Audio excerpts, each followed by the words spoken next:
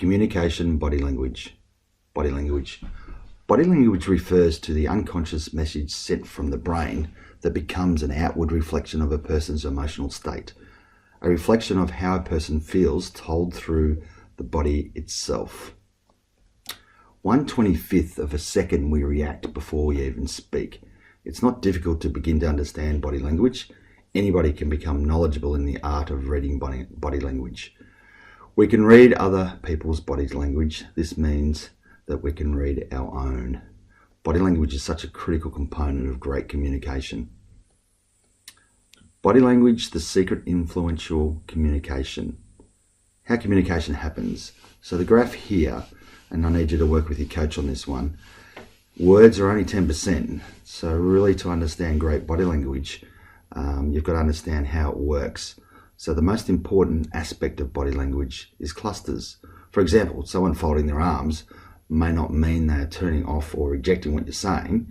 It could mean they're cold, or they're folding their arms because they're cross, or they're crossing the legs to one side, or tightening their mouth, or narrowing their eyes.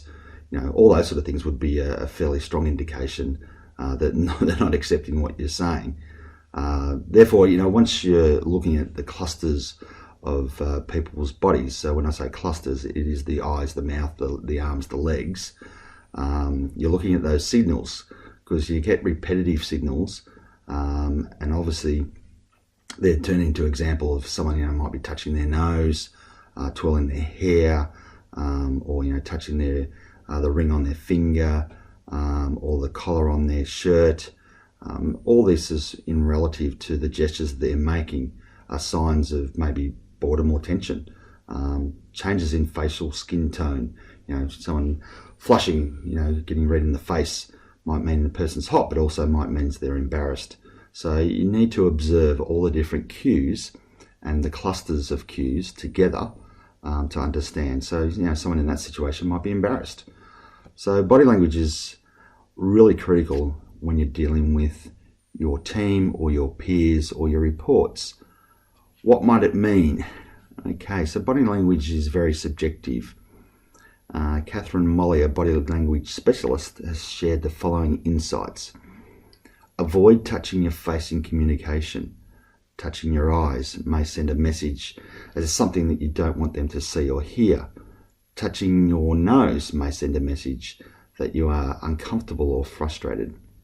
Covering your mouth can be a message of holding something back, secretive, lack of confidence.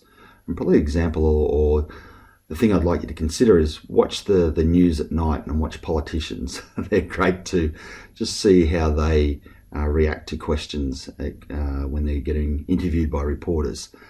Slouching, may send a message of a lack of interest, low energy, lack of confidence. Looking down whilst making a point may signify that you are not confident.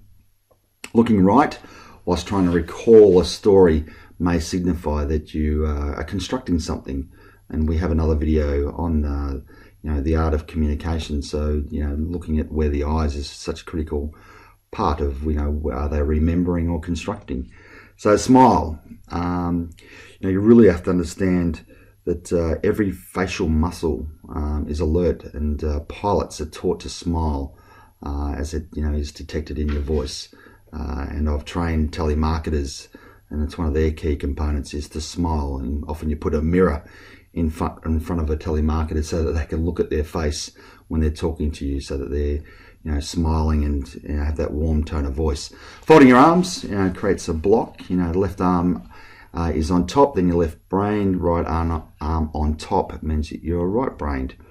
So communicating with your hands, a lot of people, well, not a lot, but some people can be very animated with their hands. So it can be exhausting for your audience if you overuse your hands, but also it can, keep your hands down beside you, can become very dominating. So you need to be conscious of what you do with your hands.